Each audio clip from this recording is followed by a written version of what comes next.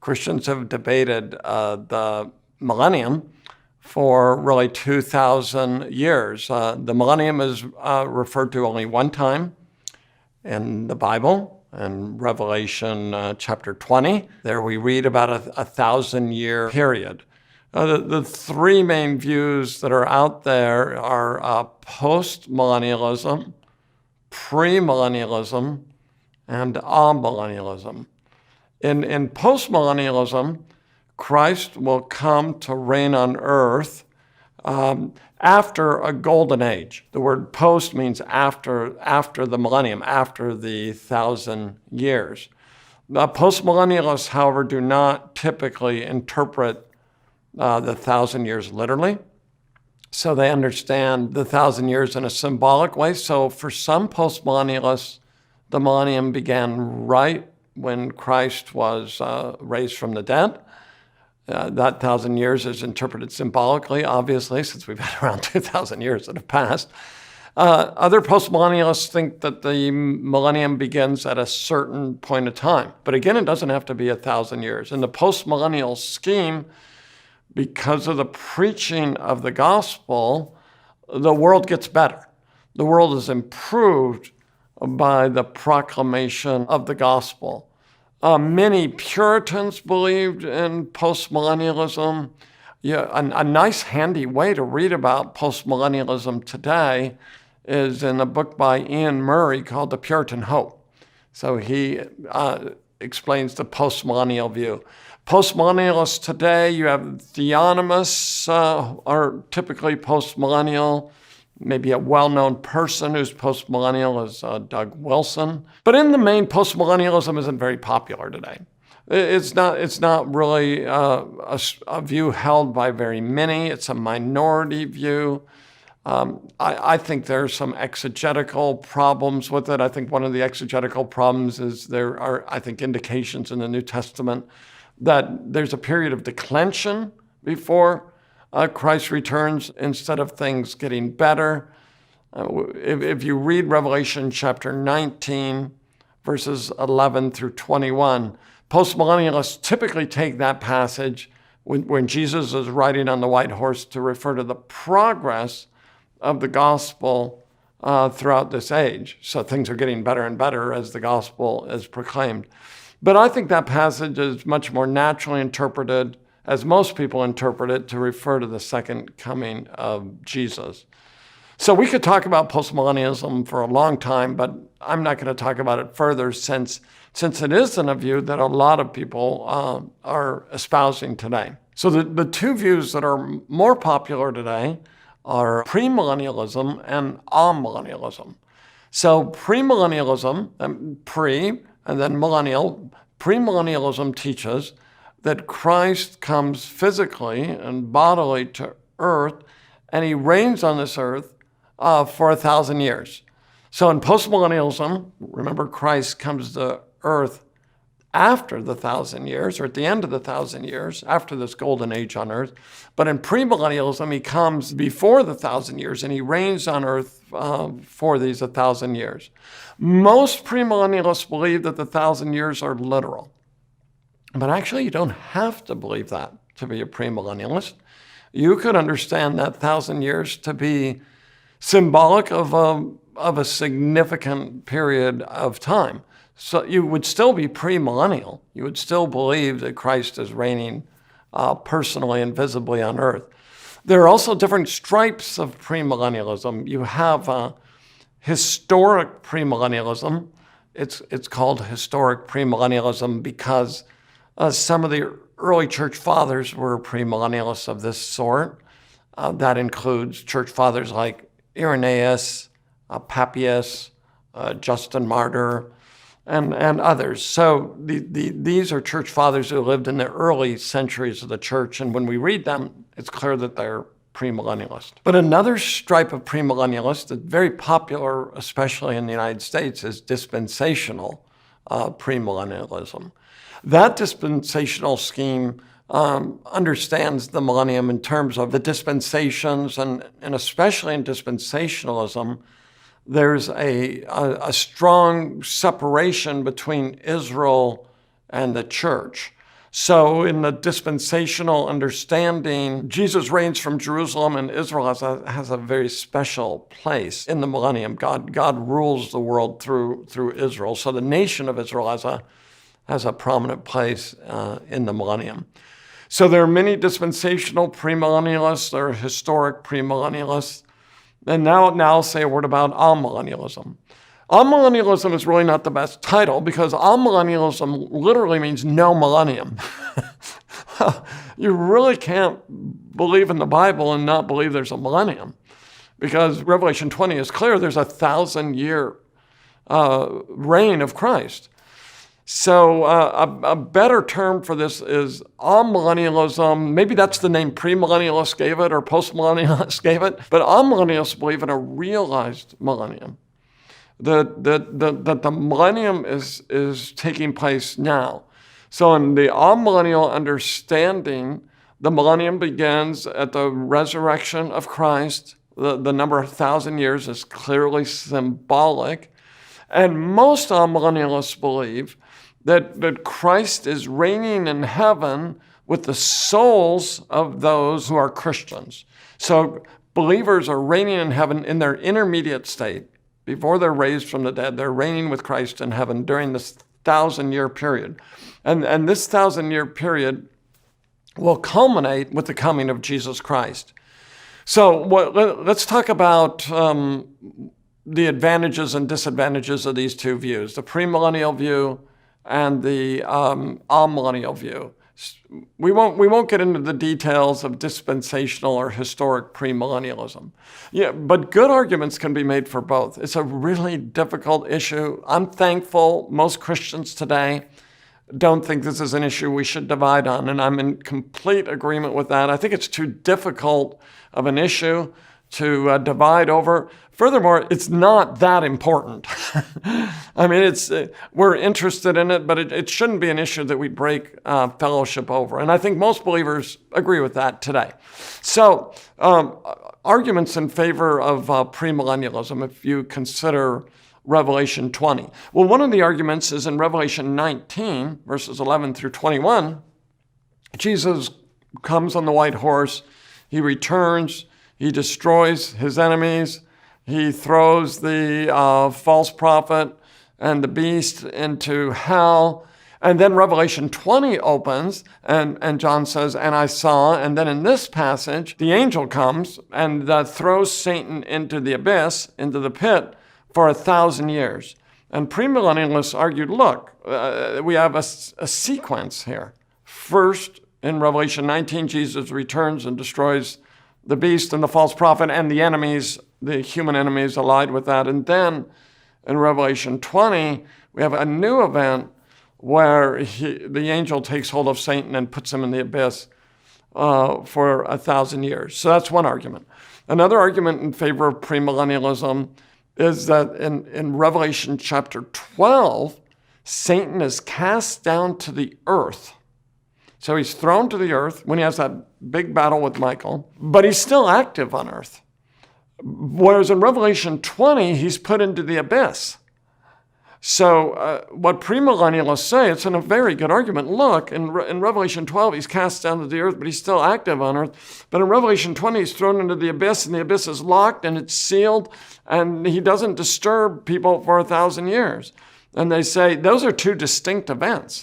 This sealing and locking of Satan into the abyss or the pit, they'll say that just hasn't happened yet, which leads to a third argument. It's really quite similar.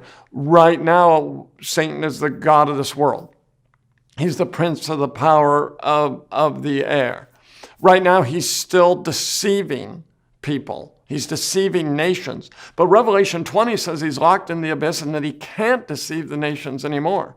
So premillennialists say, obviously, that hasn't happened yet. Satan's still deceiving the nations. So we have not yet seen this 1,000-year period where Satan is locked into the abyss and he's not deceiving the nations. A fourth really good argument for the premillennial view is John talks about these martyrs in Revelation chapter 20. And John says they came to life and they reigned for 1,000 years. And the argument is that that verb, they came to life, means they are raised from the dead. You can look in chapter 2. We have the same word that is used in terms of Jesus himself. And clearly it means Jesus was raised from the dead. And more than this, so you have these martyrs who come to life, who are raised to life, resurrected in the premillennial view, and they reign for 1,000 years. And then 1,000 years later, the rest come to life. Same verb. So there's a sequence. 1,000 years pass, the rest come to life. Even amillennialists argue that the rest coming to life includes the physical resurrection. So that's very interesting, isn't it? The first verb, the martyrs come to life and reign for 1,000 years. Premillennialists say that's a physical resurrection. Amillennialists don't think that first resurrection is a physical resurrection. But the next statement, and 1,000 years later, the rest come to life, and they argue that includes a physical resurrection. So this is a little bit complicated, but premillennialists say, I think the argument overall is simple. Premillennialists say, look, the verb means the same thing. In both cases, it refers to a physical resurrection. So that's the fourth argument.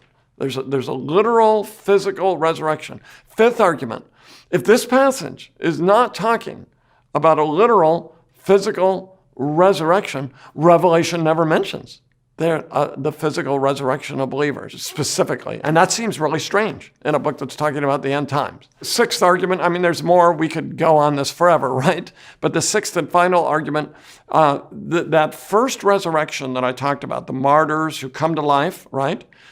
John comments on that a verse later, and he says, this is the first resurrection. So that word, resurrection there, anastasis, N.T. Wright wrote a book called The Resurrection of the Son of God. What Wright argues in this book is that the word anastasis always refers to physical resurrection. Always.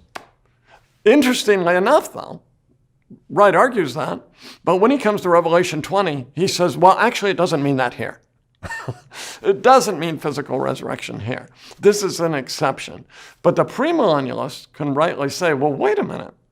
It means this in every other case. It must mean the same thing here. The burden of proof is on anyone who would say the word doesn't have that meaning. So, premillennialism, whether historic or dispensational, we can argue about that, but it has some great arguments in favor of it. And maybe I hope you're even convinced by it, hearing it. I hope you hear, wow, those are great arguments. But what about amillennialism? So I would actually say I slightly, uncertainly, tentatively, haltingly, Monday, Wednesday, Friday, and Sunday, more than that actually, I tend towards amillennialism. But it's a very difficult issue, and I don't feel certain about it, and I wish I actually had more certainty about it. But what are the arguments in favor of amillennialism? So the first argument is, nowhere else in Scripture do we read about this 1,000-year reign of Christ. And it's simpler to say the second coming and the last judgment take place at the same time. Because if you're a premillennialist, right, you have the resurrection of the saints and the second coming separated by 1,000 years. So that's possible, but that's not as neat and clean. So the amillennial scheme is cleaner. Jesus comes, the dead are raised, it's the last judgment. You go into the new heavens and the new earth, Revelation 21 and 22. So that's the first argument. It's simple and it's clean. You don't see the millennium spoken of anywhere else. Second argument, and this one is very interesting, a little bit harder to understand, but Old Testament texts that are regularly appealed to in defense of premillennialism. So I'm talking about texts like Isaiah 60, Ezekiel 40 through 48, the rebuilding of the temple. We can just use those as examples. There are other passages. Those texts that are regularly understood by premillennialists to refer to the millennium are not mentioned or alluded to at all in Revelation 20. But in a most fascinating way, when we read Revelation 21 and 22, those texts are all over the place.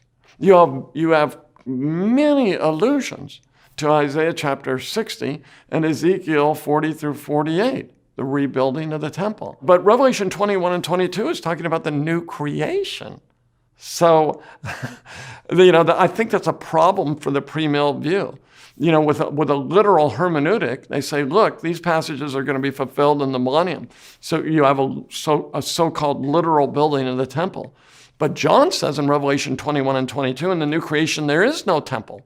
And yet that's the passage where it has many allusions to Ezekiel 40 through 48.